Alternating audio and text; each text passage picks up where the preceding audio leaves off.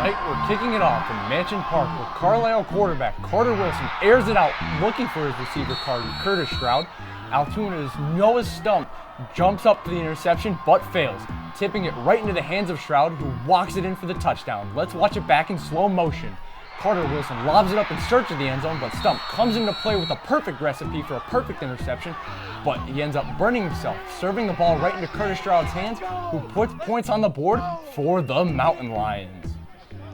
Hello and welcome to After the Whistle. It is the final week of the regular season here in Central County. We've got league championships, teams fighting to keep their playoff hopes alive, and a rematch between two teams that put up a combined 113 points the last time they played each other last year. Live from University Park, I'm Max Malik. And I'm Cassie Vaselis. We'll also get to the PIAA Golf Championships and Penn State football. After the Whistle starts now.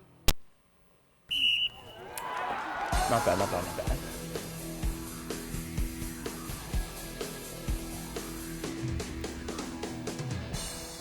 Our game of the week takes us to Alumni Stadium, where the Clearfield Bison welcome the Penn Cambria Panthers, who have won the last 6 in a row.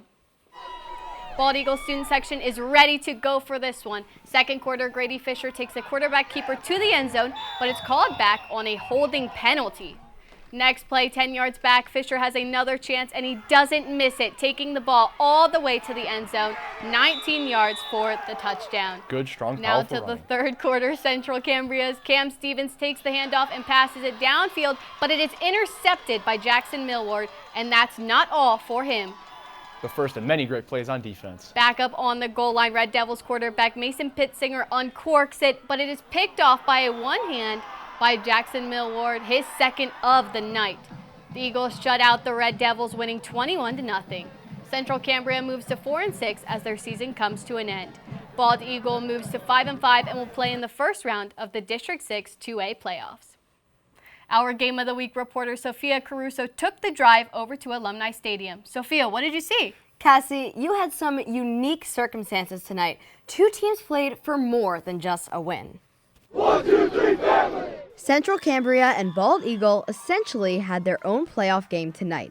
Winner got a gift, another guaranteed week, and loser saw the season end. All week we've been preparing for this, to given the opportunity to play, to get into the playoffs, and it's just a great feeling. Bald Eagle needed some help when another team had to cut its own season short, opening up an unexpected playoff spot. During the week, Bald Eagle was looking for answers. It started like most things do in small-town Pennsylvania, on Facebook. Bald Eagle got confirmation yesterday that they would have a chance at making the playoffs. In other sports, the next team goes. So, like I said, our superintendent and our AD did an outstanding job contacting District 6 and trying to, push the vote because there was no bylaws for this. So they pushed the vote, and, I think it was like a 16-1 vote or something to allow us or Central Cambria to make the postseason. The Bald Eagle offense went through quarterback Grady Fisher. He scored the only 2 touchdowns in the game. I just really wanted it tonight. Last year winning at Somerset, but not being able to go to playoffs, it messed with me. And being senior year, I want to go to playoffs. On defense, you saw a shutout. Jackson Millward pulled in 2 interceptions, including this one. Me being undersized, I knew they were going to take some shots on me, and I just saw the ball up in the air and just decided to go up and get it. Once you get up by a few scores, it's a great feeling because they're going to die down a little bit, and that's just momentum for us to keep carrying on. The week started with the unknown and ended with the team seniors extending the season.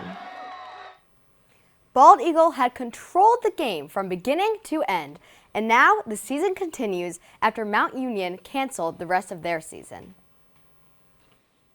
Mount Union had a record of 7-2 when they called it quits on their season.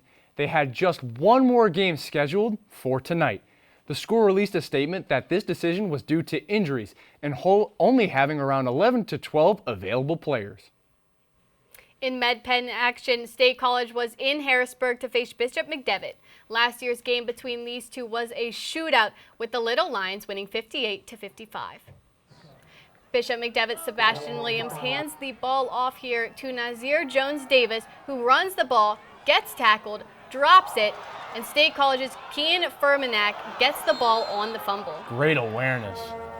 McDevitt Sebastian Williams then sends it over to Nazir Jones-Davis for the touchdown, making it 22-14 McDevitt. What a play, good strong running. Now the Little Lions, Connor Coco runs back and throws it to Hank Lustig. There it is for a touchdown, cutting the lead 22-20 Bishop McDevitt. Shades of prime Aaron Rodgers on that deep throw. For sure. Now next play, it'll be State College's Shane Markowski. He punts the ball, and Bishop McDevitt's Jerome LaRue takes it 98 yards to the house. Look at him breaking the defenders. He goes all the way for the touchdown, making it 28-20. What a return. Shades of prime Devin Hester with it. Bishop McDevitt ends the regular season with a 36-20 victory over the Little Lions.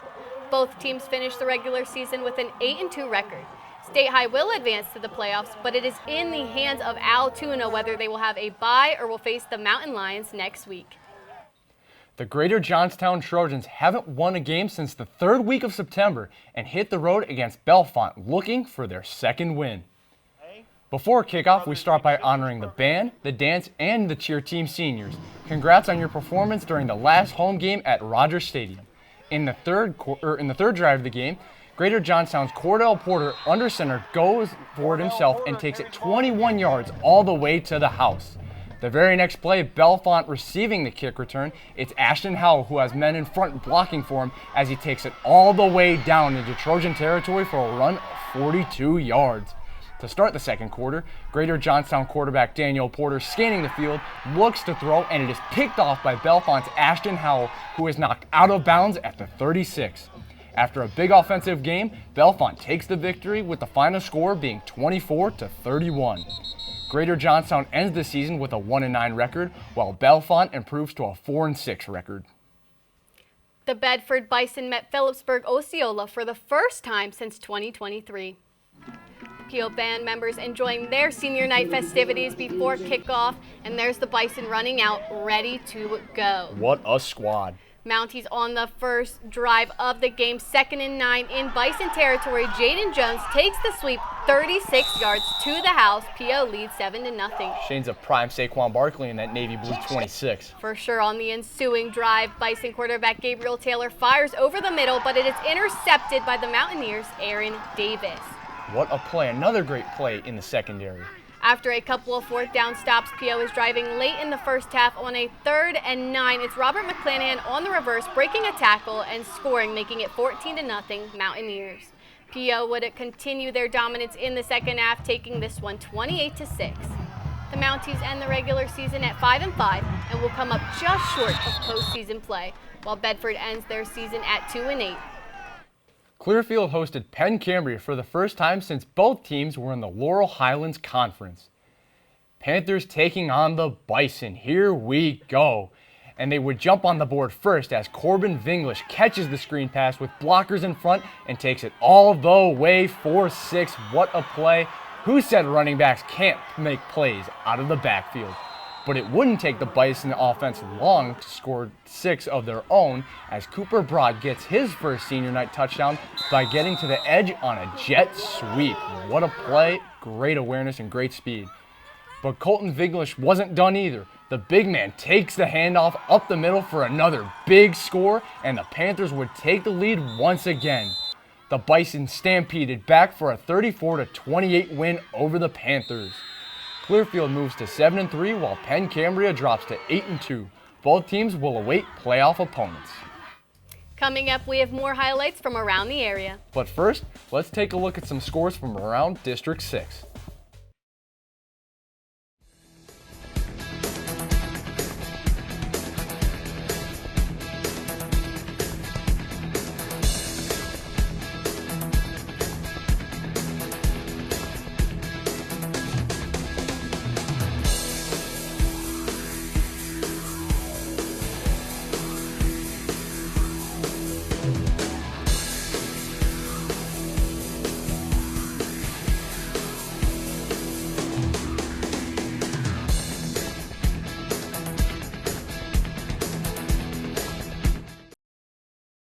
You're watching After the Whistle. That was Penn State drum major Ellie Sheehan, the first female drum major at Penn State. That's right, Cassie. She's a graduate of Hollidaysburg High School. Let's take a look at how the Golden Tigers did against Du Bois. The Golden Tigers have won all 9 of their games so far. They host the Du Bois Beavers, who are ranked number 19 in the state. Hollidaysburg coming in hot tonight, fanning the Flames with a lead right off the bat as Carter Muth runs it in for the touchdown, making the score 21-0 early in the second. Pure dominance. Wasting no time, total chaos ensued as Kaysen Metzger finds the ball and takes it into the end zone for a 50-yard Golden Tigers touchdown. What a huge play in this game. Du Bois would attempt to gain some of the momentum off the kick as Logan Sallows would take it up the sideline, but Vincent Conesiglo would knock him off the field along with any chance of a comeback. Huge push right there. Exactly. The Golden Tigers would go on to blow out Du Bois 49-0 as they wrap up their regular season. Hollidaysburg finishes the regular season perfect, while Du Bois falls to 6-4. Both teams will await playoff opponents. Carlisle look for their first win of the season against Altoona, who they've beaten 4 out of 6 times since 2018. The crowd was draped in pink for Breast Cancer Awareness Night as the Mountain Lions also celebrated Senior Night. After a scoreless first, Altoona driving in the red zone, where Makai Jackson finds Logan Wukovic up the seam for a sliding catch, giving them the first points of the night. What a play. Later in the quarter, Altoona has it in Carlisle territory, and Jackson looks for Leland Bear, but it bounces off his hands and it is intercepted by Trayvon Harris. 4th down, 12 seconds left. Carter Wilson heaves one toward Curtis Stroud. Looks like a short interception for Noah Stump, but it slips through his hands and Stroud brings it in for a touchdown. Great awareness from Stroud there. Altoona took a 10-7 lead into half and went on to win 31-21.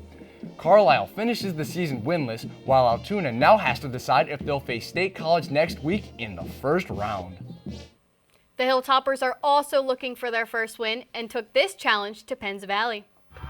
Things are heating up both on and off the field for senior night here at Penns Valley. So much fire tonight. We start in the second quarter where quarterback Carter Ironside completes his pass to his brother, Fletcher Ironside, putting the Rams up 6-0 after a blocked extra point. Nothing like a brotherly connection. For sure. Late in the first half, Carter Ironside takes the snap and throws a screen pass to Noah Corson, who weaves through defenders, turns on the Jets, and takes it all the way to the house, along with converting a 2-point try, making it 14-0. After another Rams score before half, we come back in the third. Carter Ironside throws up a prayer, and it's answered by his brother once again, putting Penns Valley up 28-0. Cassie, these brothers are unstoppable. They sure are. That was the last score of the game as Rams would win 28-0. Penns Valley ends their season 2-8, and Westmont Hilltop will stay winless going into the offseason. In a moment, we'll tell you how Penn State football is planning to use their bye week. But for now, we'll bring you some more scores from outside District 6.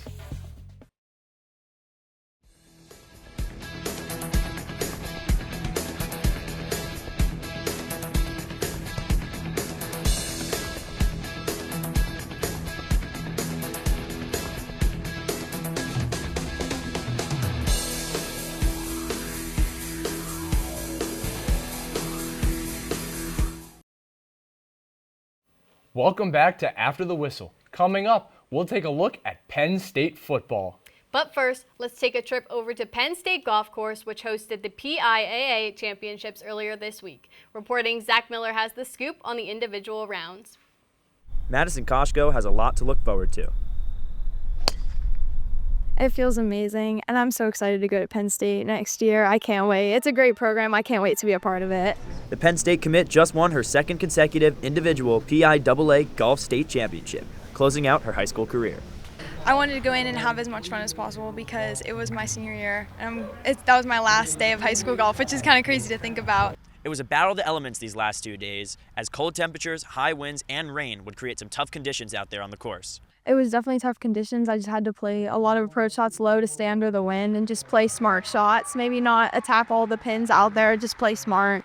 After the first day, the 3 women at the top of the leaderboard were all 4 under par. On day 2, the first 9 holes weren't looking great for Koshko. She dropped to 3rd place, while Kate Sowers and Alyssa Zhang pulled ahead. But things would change on the back 9. Koshko put up birdies on almost every other hole. Now on the 18th hole, Koshko was sitting at 7 under par, Sowers and Zhang trailing by 1. But with a clutch 2-putt birdie, Koshko would come out victorious, boasting a final score of 8 under par to win, with Sowers in second and Zhang in third. And there was more than just individual championships at stake. Reporter Bailey Torporser has more. The PIAA State Golf Championships made its way to Happy Valley. Through strong winds and rain, State College High School fought against 8 teams in the 3A division to a final score of 287, putting them in a tie for second place. We talked to head coach Greg Wilson about how he prepared his team to play in tough conditions this week. We prepared ourselves by hitting spots, not just, we're not looking to make birdies, we're looking not to make bogeys. And I think that's what we did, and it helped us through this tournament.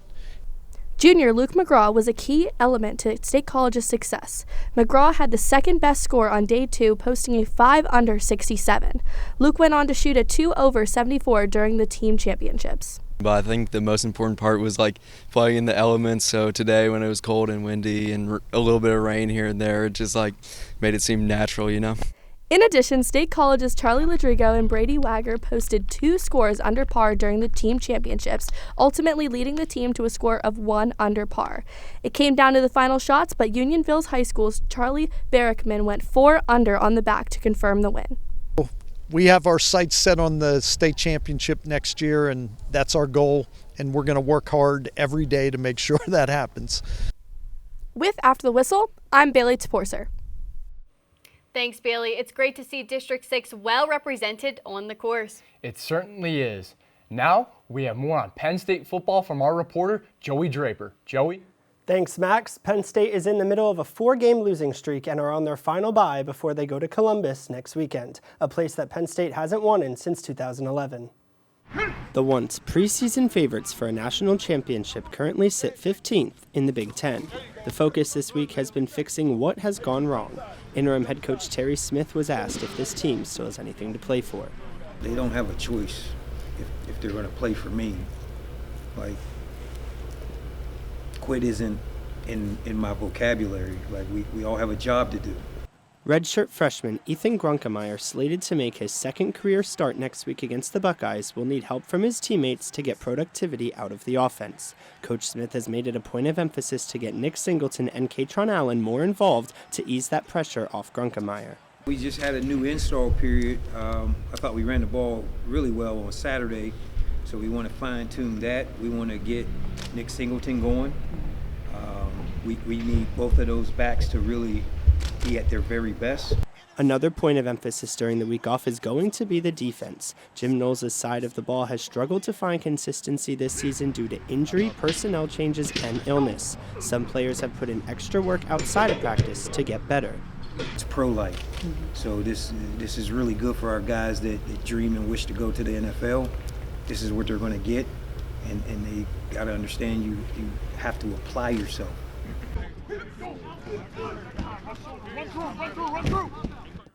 The last time Penn State won in Columbus was also under an interim head coach. Guys, back to you at the desk. Thanks, Joey. It'll definitely be interesting to see how this team can play against Ohio State after a bye week. Definitely, Cassie, and we get to see if Penn State won the bye week, as that will translate into actual wins in actual games. Let's send it over to Elliot Insco to count down our top 3 plays. Elliot? Thanks, Max. There were many exciting plays that took place in the last week of regular season action. Let's take a look at this week's top 3. Our number 3 play comes from the Bedford at PO game, where Mountaineers running back Jaden Jones takes the handoff and gets to the edge, taking it down the right side into the end zone untouched. Coming in at number 2, Central Cambria's quarterback sends up an absolute moon ball that gets snatched out of the air with one hand by Bald Eagle defensive back Jackson Millward. And finally, our number 1 play of the night comes as Carlisle quarterback Carter Wilson airs it out, and the ball bounces off the Altoona defender's hands and directly to Curtis Stroud for the walk-in touchdown. What a play. Those are the top 3 plays of this week, and what a way to wrap up the regular season. That's going to do it for us for this week on After the Whistle. I'm Max Mallon. And I'm Cassie Vaselis. Tune in next week for more highlights from around District 6 and, of course, Penn State football right here on After the Whistle.